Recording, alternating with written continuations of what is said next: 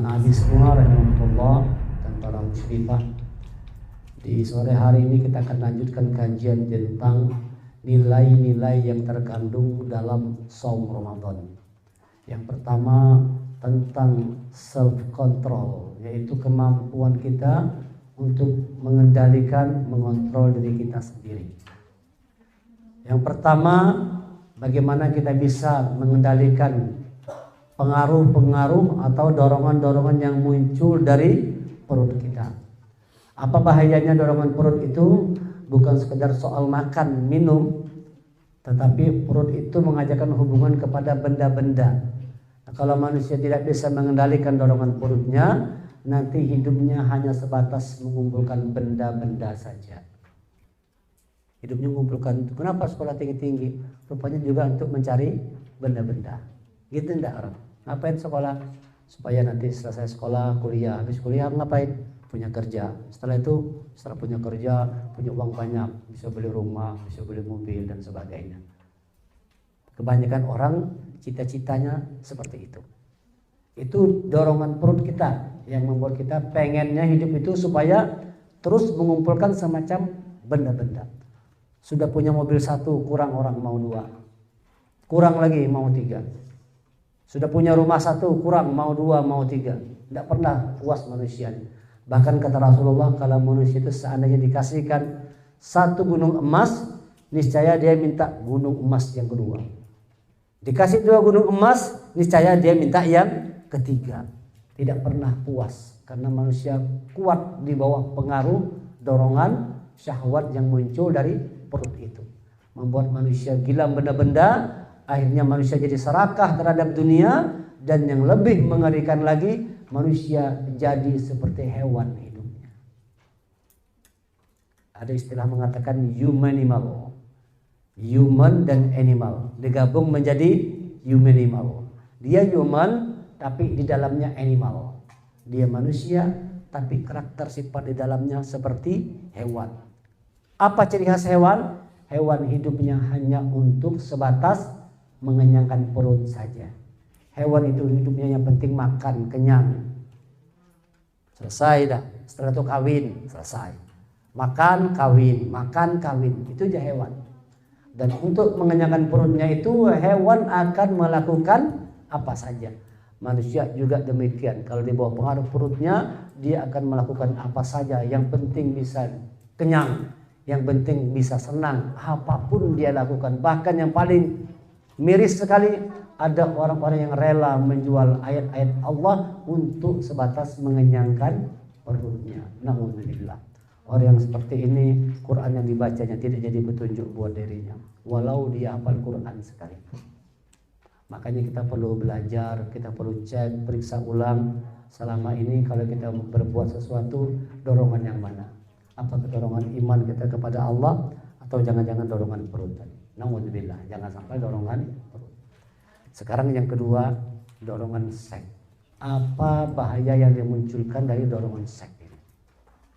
Jadi puasa itu secara garis besarnya 2 aja. Tidak boleh makan, tidak boleh berhubungan suami istri. Batal puasanya. Kalau ada orang yang di bulan Ramadan berdusta, batal atau kada puasanya? Kalau berdusta batal atau kada puasanya? Kada membatalkan puasa, tapi puasanya jadi kosong nilainya. Nilainya jadi kosong, tapi tidak batal. Dia batal kalau kita sengaja makan. Kalau makan kada sengaja batal kada? Kada batal kan? Makan aja kalau kada sengaja, sudah habis 1 piring, astagfirullah, lupa sekali puasa. Habis 1 piring sudah.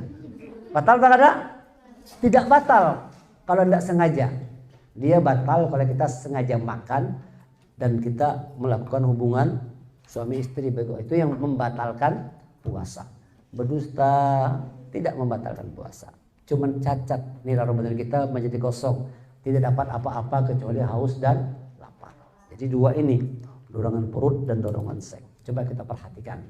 Dengarkan baik-baik anak abi semua, musyrifah, apa bahaya dorongan seks ini. Dorongan seks di sini bukan sekedar hubungan interkos. Hubungan interkos itu hubungan laki bini, bukan sebatas hubungan suami istri. Tapi hubungan seks itu mengajarkan adanya hubungan antar manusia. Hubungan seks itu mengajarkan hubungan antar manusia.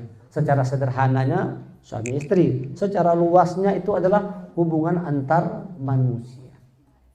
Ketika manusia itu berhubungan, maka biasanya kita pasti ingin mengenal orang lain. Betul? Dan kita juga ingin dikenal oleh orang lain. Makanya biasanya kita selalu bertanya, siapa namamu? Kalau kita kenal dengan orang yang baru, kita nanya enggak? Kamu siapa, namamu siapa? Nah, kita pengen mengenal orang lain. Dan kita juga ingin dikenal oleh orang lain. Dari ingin dikenal, ini dia bisa lebih luas lagi. Manusia ingin jadi orang yang terkenal di mana-mana. Dari sekedar ingin dikenal, akhirnya ingin menjadi orang yang terkenal.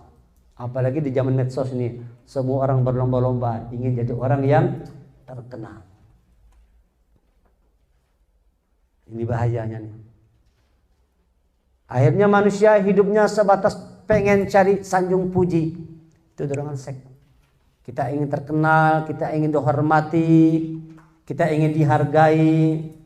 Itu sifat manusia tuh, dorongan seks. Itu sebabnya kalau orang menikah itu dikaitkan dengan urusan segala macam yang namanya pemujaan. Dikaitkan dengan segala macam urusan citra diri. Misalnya kalau perempuan itu sudah dapat gelar sarjana S1, mau nggak dia nikah sama laki-laki cuma lulusan SMP? Nggak mau kan?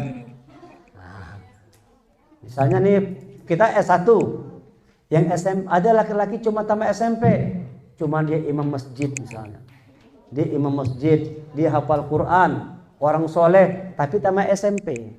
Sementara kalian sudah jadi sarjana. Mau nggak dengan yang tamat SMP tadi? Ah, yang benar. Yang benar. Serius nih. Kalian kalau bilang mau nanti kejadian. Didengar Allah, oh kalau dikirimkan. Kalau bisa Bi, yang sarjana juga Bi, tapi yang hafal Quran juga. Kan? Maka lihat orang kalau menikah pasti dikaitkan dengan segala macam urusan kehormatan. Coba lihat kalau di undangannya itu. Nikah. Dipakai nggak gelarnya kalau nikah? Pakai kan? Misalnya Naura SPD dan siapa misalnya. Bahkan perempuan maunya kalau dia sarjana S1, dia mau suaminya S2. Kalau sudah dia S2, dia mau suaminya S3. Maka hati-hati kalau perempuan sudah terlalu tinggi gelarnya, belum menikah, susah cari jodoh. Iya, Abi punya teman gitu. Sudah S1, S2, S3, belum nikah-nikah, susah ketemu jodohnya. Karena dia berharap nggak mungkin cari yang S1, dia sudah S3, paling nggak sama, kalau bisa profesor. Kenapa? Soal gengsi. Lihat urusan pernikahan tuh juga berkaitan dengan urusan gengsi. Semakin mahal sebuah pernikahan, maka dia anggap itu semakin berkelas pernikahannya. Kita lihat tuh kalau artis-artis itu kalau menikah, acara nikahnya di mana, harus menghabiskan uang sekian miliar. Semakin banyak menghabiskan uang, dianggap pernikahan itu semakin bergengsi. Pernikahan abad ini, wow, menghabiskan uang 100 miliar. Itu karena manusia semua ingin membangun citra dirinya, ingin dihormati, ingin dihargai, ingin terkenal, ingin sanjung puji dan sebagainya. Itu semua lahir dari adanya hubungan antar manusia. Membuat manusia gila terhadap fantasi-fantasi dunia ini. Itulah hubungan seks tadi itu. Bahaya nggak? Jadi kalau sudah orang di bawah dorongan seks itu bisa jadi dia menghafal Quran juga dorongan situ. Dia menghafal Quran juga supaya ingin jadi orang yang terkenal. Dia menghafal Quran juga supaya orang semua memuji-muji dia. Maka ketika sekarang banyak orang-orang yang bergelar ulama, segala macam hidupnya seperti raja yang dipertuankan. Datang dikawal mobil, mana-mana semua segala macam. Seperti itu. Dimuliakan, diagungkan. Karena memang manusia seperti itu. Kalau misalnya orang sudah pergi haji, itu kalau nggak dipanggil Pak Haji marah dia. Misalnya Samsuri, Bang Samsuri sudah pergi haji. Kita, kan Abi biasa manggilnya Sam. Bang Sam, tiba-tiba pergi haji. Masih bisa nggak Abi manggilnya Bang Sam? Susah kan? Pak Haji, apa kabar Pak Haji? Apa kabar Bu Haji? Ada filmnya dulu kan, ada filmnya dulu tuh, tukang bubur naik haji. Pernah nonton? Nah, siapa nama haji yang sombong tuh? Haji apa yang sombong tuh namanya? Ini film. Siapa namanya? Haji Muhyiddin. Apa kata Haji Muhyiddin yang sombong tadi? Aku ini enak aja manggil-manggil Haji Muhyiddin, sudah 3 kali pergi haji. Lihat. Jadi orang akhirnya berbuat segala sesuatu karena ingin sanjung puji. Orang berbuat sesuatu ingin pamer. Bahkan orang berbuat kebaikan pun ingin dapat pujian dari manusia yang lainnya. Makanya kita hati-hati. Jangan sampai kita berbuat kebaikan niatnya ingin berharap sanjung puji dari manusia. Sia-sia apa yang kita lakukan. Kita ngapal Quran itu bukan ingin supaya orang hormat sama kita semua, ingin disanjung puji, bukan, ingin dihormati, ingin terkenal, ingin ternama, bukan. Kita menghafal Quran karena ingin jadi orang yang dekat dengan Allah. Bahaya kan? Akhirnya banyak orang yang menghafal Quran juga niatnya untuk ingin mendapatkan kehormatan dirinya, saling berbangga-banggaan, berkaitan juga dengan urusan perut tadi itu. Perut sama seks ini saling berkaitan. Orang hanya sebatas ingin membangun citra diri di mana-mana sekarang seperti itu. Semua orang berlomba-lomba membangun citra diri. Lagi tahajud posting, masuk Instagram, masuk YouTube. Lagi apa namanya? Sedekah, posting, masuk. Semua orang seperti itu sekarang. Sudah jarang kita mendengar ada orang-orang yang mau berbuat tuh tulus ikhlas karena Allah. Semuanya pengen di-expose semua di medsos. Supaya orang tahu dengan kebaikan yang kita lakukan. Betul atau betul? Betul atau betul? Makanya kita jaga diri kita baik-baik. Jangan sampai muncul sifat-sifat seperti itu. Bahwa kita menghafal Quran, luruskan niat kita karena Allah. Bukan karena ingin mendapatkan sanjung puji. Di mana-mana sekarang ada orang tua menyekolahkan anaknya.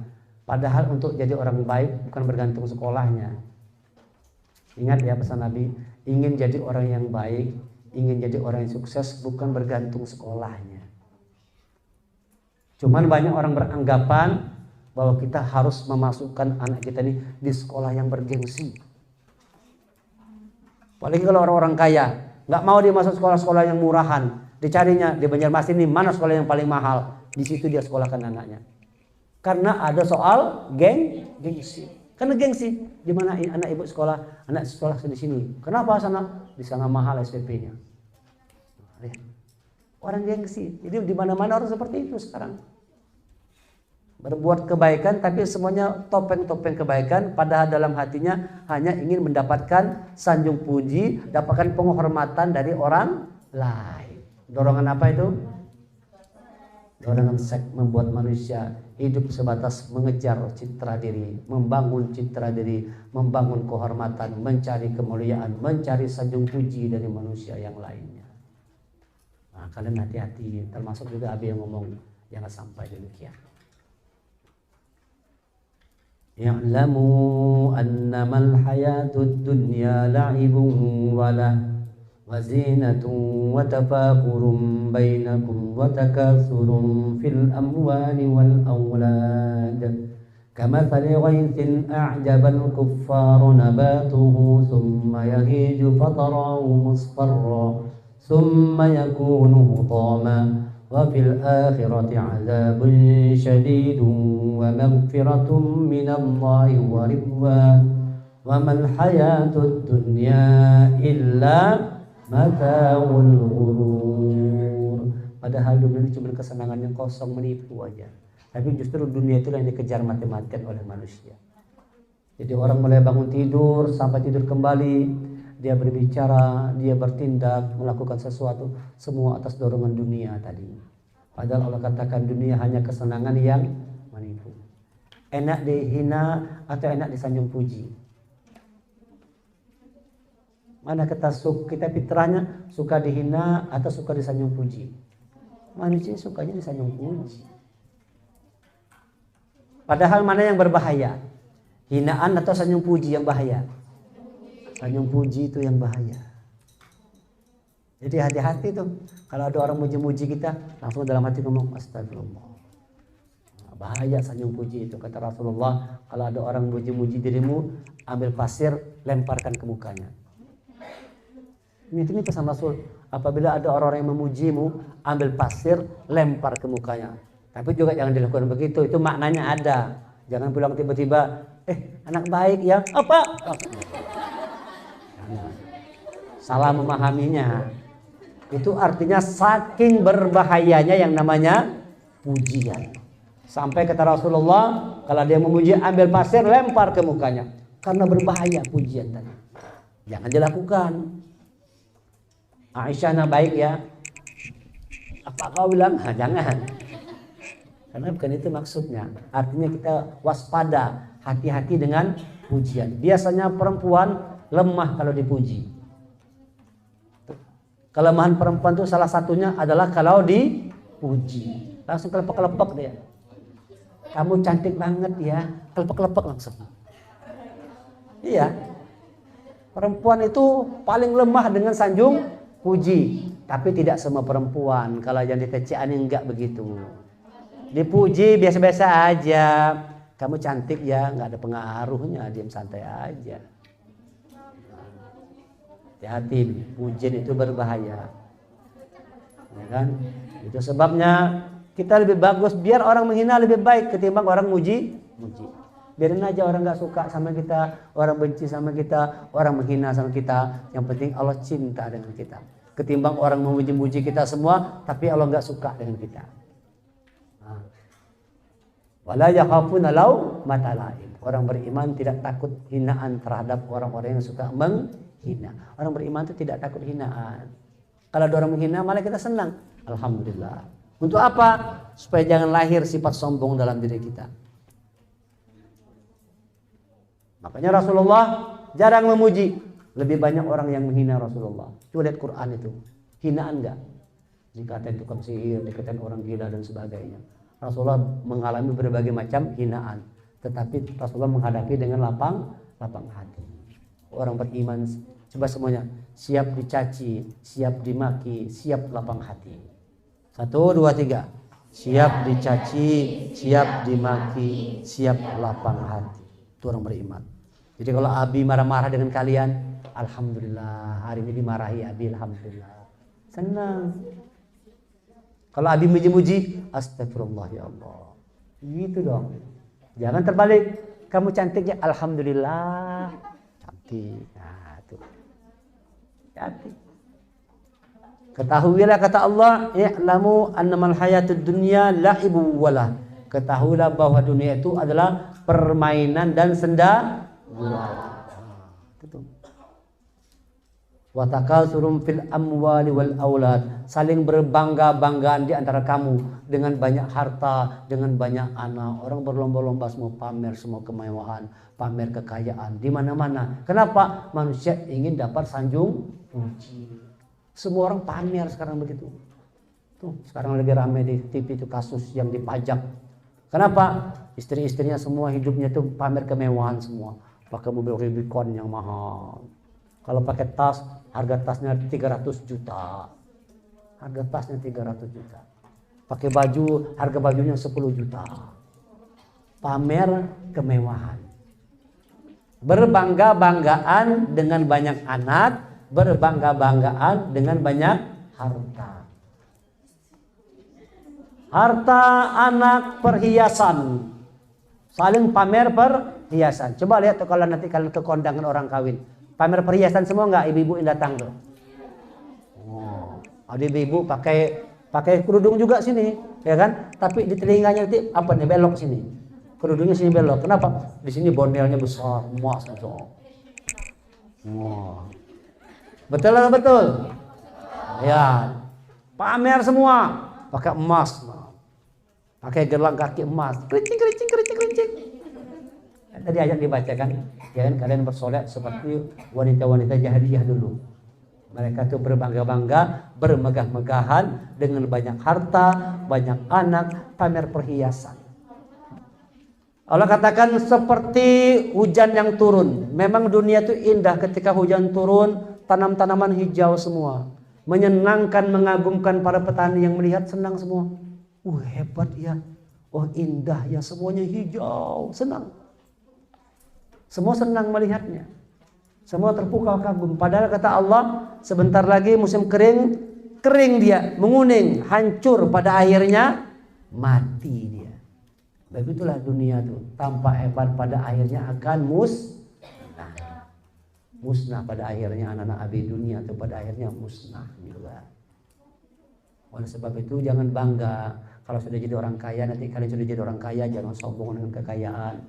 Kalau sudah jadi orang hebat, jangan sombong dengan kehebatan. Sudah sukses, sudah jadi orang terkenal, jangan sombong dengan segala macam dunia yang kalian miliki. Tetap jadi orang yang rendah hati. Tetap rendah hati, jangan sombong, jangan angkuh. Biasa-biasa saja. Jadi orang yang biasa-biasa aja. Kalau orang muji-muji kita ya enggak apa, biarin aja. Cuman kita tidak berharap kepada sanjung puji. Nanti pun hancur, pada akhirnya mati.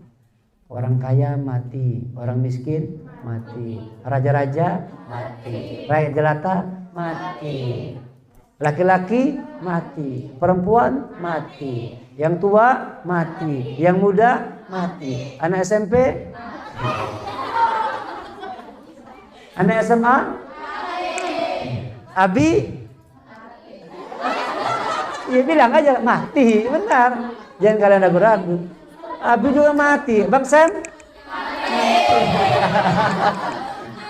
Semua kita akan Oleh sebab itu Allah katakan, jangan sombong wahai manusia. Dengan apapun yang kau miliki, jangan sombong. Pada akhirnya semua berakhir di liang kubur. Walaupun rumahmu besar mewah, ujung-ujungnya cuma 2 meter aja. Dan dalam kubur itu gelap gulita, kecuali engkau punya Quran yang menerangi. Nanti Quran yang kita baca itu menjadi cahaya penerang di alam kubur kita. Nawwiru buyutakum bis-shalah wa tilawatil Quran. Hiasi rumah kalian, terangi, cahayai rumah kalian dengan sholat dan baca Quran. Terang kita kalau baca Quran, kuburan kita terang. Kalau kalian setiap hari baca Quran, menghafal Quran, mengamalkannya, itu insya Allah tuh kuburan kita terang benderang. Diluaskan oleh Allah, aroma surga dibukakan oleh pintu surga, aromanya, wanginya sampai ke kubur kita. Jadi kita nunggu di kubur nggak kerasa, sudah nyaman duluan, sudah enak, nikmat. Masih di kubur sudah nikmat, apalagi nanti sudah di surga. Sebaliknya orang yang gila dunia tadi, yang bangga-bangga dengan dunia, yang rumahnya mewah luar biasa, besarnya dia sombong dengan kemewahan, masuk dalam tanah baru sebentar merapat tanah tadi. Merapat, dibuat tubuhnya seperti pisang gapit di orang Banjar kah? Pisang. Langsung antar tulang-tulang tuh masuk begini nih. Nyatu semua nih. Tulang-tulang rusuk nih. Gepeng seperti ini. Dihimpit oleh bumi. Orang-orang yang hidupnya sombong dengan segala macam kenikmatan yang Allah berikan kepada dirinya. Sebab itu kita jangan buat hidup kita ini sibuk nyari dunia terus. Ngapal Quran bukan pengen dapat dunia, ngapal Quran ingin dekat dengan Allah. Kalau kita sudah dekat dengan Allah, dunia dikejar orang dikasihkan juga ke kita. Dengar ini, Anda ingat ya, kalau kita semua sudah dekat dengan Allah, dunia yang diminta oleh orang di luar sana diberikan Allah juga ke kita. Iya. Jangan kalian khawatir. Jangan takut, gimana ya kalau aku ngapal Quran aja, kira-kira nanti masa depanku gimana? Jangan khawatir, yang bersama Quran. Quran itu adalah guaranteed, jaminan dari Allah. Quran itu garansi, jaminan. Siapa yang bersama Al-Quran, hidupnya bersama Al-Quran, mulai dari bangun tidur sampai tidur kembali bersama dengan ayat-ayat Allah, dia dengar, dia baca, dia artikan, dia pahami, dia amalkan, dia ajarkan, dia hafal, dia pelihara Quran, hidupnya akan dijamin oleh Allah dalam jaminan Allah. Orang kebanyakan itu mengejar dunia, tapi orang yang dekat dengan Allah, dunia yang didekatkan. Kalian mau pilih yang mana? Banyak orang capek-capek setengah mati ngejar dunia, ya segitu-gitu juga. Tapi orang yang dekat dengan Allah, justru dunianya didekatkan oleh Allah. Dunia didekatkan. Orang yang punya Quran yang kuat, orang yang sholatnya kuat, itu dia punya medan magnet dalam dirinya. Dirinya itu menjadi seperti punya medan magnet. Nah kalau sudah ada magnet, dia narik yang lainnya. Yang lain akan datang kepada orang yang dekat dengan Allah. Datang semua dunia itu. Karena dia punya medan magnet yang kuat. Tapi kalau orang nggak sholat, mengabaikan sholatnya, nggak baca Quran, justru dia yang ditarik oleh dunia. Ketarik ke sana, kelempar ke sana, ikut ke sana. Waktu dia TCA tadi dia pakai kerudung, kisah tadi kan keluar TCA lepas kerudungnya. Naudzubillah. Dulu ngapal Quran, keluar TCA, masuk sekolah umum misalnya, lupa ngapal Quran lagi, ketarik ke sana, kelempar ke sana. Akhirnya hidupnya susah sendiri. Nah, oleh sebab itu hati-hati. Jangan sampai kita hidup ini hanya sebatas urus perut dan urusan seks kita. Makanya kita perlu saum. Saum itu mengendalikan dorongan perut dan mengendalikan dorongan seks. Dorongan perut bisa membuat manusia jadi serakah, tapi dorongan seks bisa membuat manusia jadi sombong. Aku ulangi, dorongan perut membuat manusia serakah dunia. Dorongan seks membuat manusia berbangga-bangga, bersombong-sombong ria dengan harta, anak, keturunan, dengan segala macam perhiasan. Dengan kemewahan dunia, dia berbangga-banggaan, saling bermegah-megahan dengan dunianya. Itu semua akibat manusia di bawah kendali dorongan seksnya itu. Akhirnya Quran pun dijadikan alat untuk berbangga-bangga. Bayangkan itu. Gimana mendapat petunjuk Allah? Karena Quran pun dipandangnya sebagai alat kebanggaan diri. Hanya sebatas untuk berbangga-bangga. Hanya sebatas untuk dapat sanjung puji dari manusia. Tidak ada artinya Quran yang kita hafal kalau niatnya hanya untuk berbangga-bangga diri. Pesan Nabi, anak Nabi semua, kita tetap jadi orang yang rendah hati. Walaupun kalian nanti sudah hafal Quran 30 juz, tetaplah jadi orang yang rendah hati. Mudah bergaul dengan siapa saja. Murah senyum, dermawan, suka menolong. Tidak ada sifat sombongnya, tidak ada. Tidak perlu cerita kemana-mana, tidak perlulah kau pasangkan label di belakang namamu nanti itu Hafizahullah. Cukup aja namamu misalnya Rahimah, cukup aja namamu Humairah. Nggak perlu dipakai belakangnya Hafizahullah, tidak perlu. Karena khawatir itu membuat kita jadi tampaknya baik tapi bisa melalaikan. Makanya Abi ini mau dipanggil Abi aja. Maka kayak Bang Samsudi kalau nyewa abang apa sih?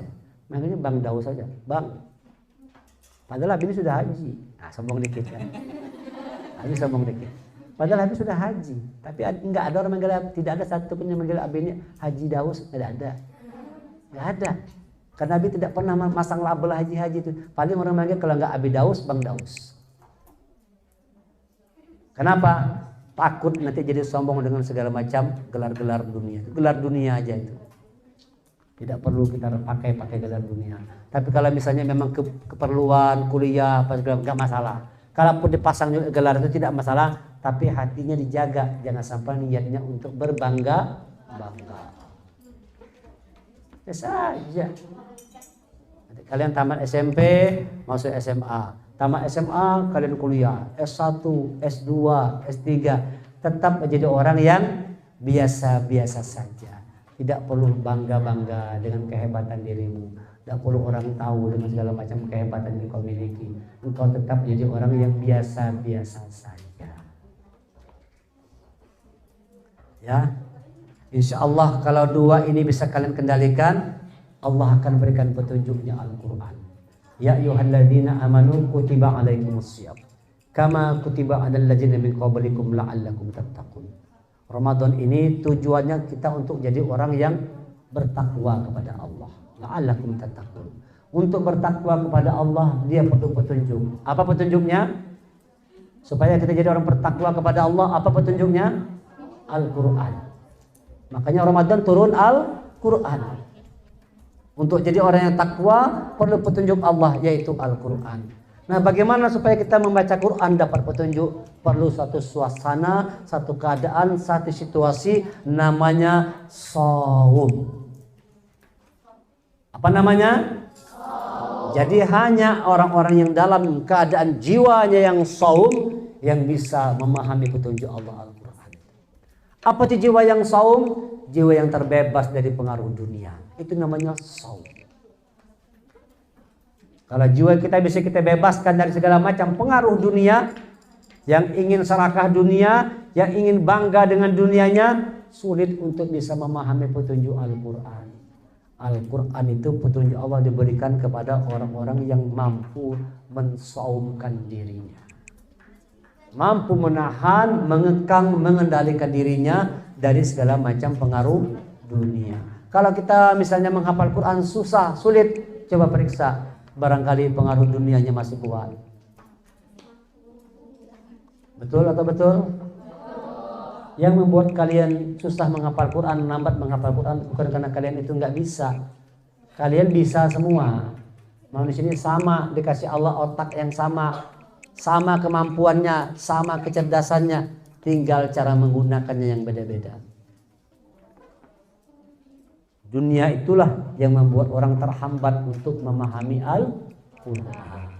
Oleh sebab itu, dunia cukup di tangan, jangan di hati.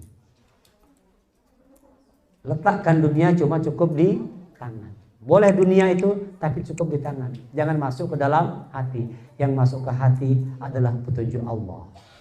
Masukkan petunjuk Allah Al-Quran ke dalam hatimu. Di dalam dunia ini cukup dalam genggaman tanganmu saja.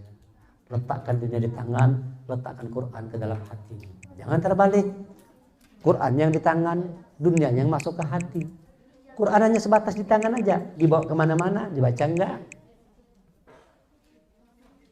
Letakkan duniamu di tangan, letakkan Quran ke dalam hatimu, letakkan petunjuk Allah ke dalam hatimu. Insya Allah kita dalam bimbingan Allah. Itu namanya self control, kemampuan manusia mengendalikan dirinya dari pengaruh-pengaruh yang muncul dari dorongan perut dan seks, yaitu dunia dan kesombongannya. Bisa dipahami? Bisa dimengerti? Hasan Abi, jangan jadikan Quran untuk alat mencari dunia. Jangan jadikan Al-Quran untuk alat kebanggaan dirimu. Tapi jadikanlah Al-Quran benar-benar sebagai petunjuk Allah. Hudal linnas wa bayyinatin minal huda wal furqan. Jadikan dia sebagai petunjuk, penjelas, dan untuk kita bisa membedakan mana yang hak dan mana yang batil. Mari sama-sama kita berdoa. Kita mohon kepada Allah semoga Ramadan yang kelima menjelang ke-6 ini Allah semakin lembutkan hati kita semua. Allah semakin berikan petunjuknya yang terang kepada kita. Hati kita semakin lentur, diri kita semakin baik, keserakahan kita hilang, kesombongan, keangkuhan kita semua hilang, dan kita semua dalam rahmat Allah Subhanahu wa taala. Al-Fatihah. A'udzu billahi minasyaitonir rajim. Bismillahirrahmanirrahim. Alhamdulillahirabbil alamin. Arrahmanir rahim. Maliki yaumiddin. Iyyaka na'budu wa iyyaka nasta'in. Ihdinas siratal mustaqim. Siratal ladzina an'amta 'alaihim ghairil maghdubi 'alaihim waladdallin. Ya Allah ya Rahman ya Rahim, yang Maha Rahman Maha Rahim, rahmati kami semua ya Allah, kedua orang tua kami, saudara kami, pasangan kami, anak keturunan kami, semua umat Nabi Muhammad, wabil khusus kami yang berkumpul di tempat ini ya Allah, di Taman Cinta Al-Quran, rahmati kami semua ya Allah. Ya Allah ya Rahman ya Rahim, menjadikan kami semua orang-orang yang rendah hati ya Allah, orang-orang yang dermawan ya Allah. Bersihkan hati kami, jauhkan keserakahan, jauhkan kesombongan yang menjadi penyebab hancurnya kehidupan ini ya Allah. Jadikan kami orang-orang yang senang menolong orang lain, membantu orang lain. Jadikan kami orang-orang yang berakhlak mulia, berakhlak luhur ya Allah, berakhlak yang agung ya Allah. Ya Allah ya Aziz, berikan kekuatan kepada kami semua ya Allah, untuk senantiasa memperbaiki keadaan diri kami. Hanya Engkau yang mampu merubah keadaan kami ya Allah. Jadikan kami semakin baik lagi ya Allah. Jadikan hari ini lebih baik dari kemarin, dan jadikan hari esok lebih baik pada hari ini ya Allah. Jadikan selama Ramadan ini kualitas dari kami terus bertambah ya Allah, sehingga pada akhirnya kami mendapat predikat sebagai orang yang muttaqin, menjadi predikat sebagai orang yang tashkurun, yang selalu bersyukur kepadamu ya Allah. Ya Allah, hidup ini singkat sebentar, pada akhirnya kami semua pasti kembali kepadamu ya Allah. Panggil kami semua dalam husnul khotimah, dan tempatkan kami semua dalam jannah-Mu ya Allah. Kedua orang tua kami, keluarga kami, pasangan kami, anak keturunan kami, semua umat Nabi Muhammad ya Allah, tempatkan kami semua di dalam jannah-Mu ya Allah. Ya ayyuhan nafsul mutmainnah, irji'i ila rabbiki radiyatan mardiyah, fadkhuli fi ibadi wa dkhuli jannati. Asyhadu an la ilaha illallah, astaghfirullah wa na'udzubika minan nar. Astaghfirullah, astaghfirullah, astaghfirullah. Innaka 'afuwun tuhibbul 'afwa fa'fu 'anna. Rabbana hab lana min azwajina wa dhurriyyatina qurrata a'yun waj'alna lil muttaqina imama. Rabbana la tuzigh qulubana ba'da idh hadaytana wa hab lana min ladunka rahmah innaka antal wahhab. Rabbana atina fid dunya hasanah wa fil akhirati hasanah wa qina adzabannar. Wa sallallahu ala sayyidina Muhammadin nabiyil ummi wa ala alihi wasallam. Bi fadlik subhana rabbika rabbil izzati amma yasifun wa salamun alal mursalin walhamdulillahi rabbil alamin. Taqabbalallahu minkum inna wa minkum. Kita tutup dengan membacakan hamdalah. Alhamdulillahirabbil alamin. Assalamualaikum warahmatullahi wabarakatuh.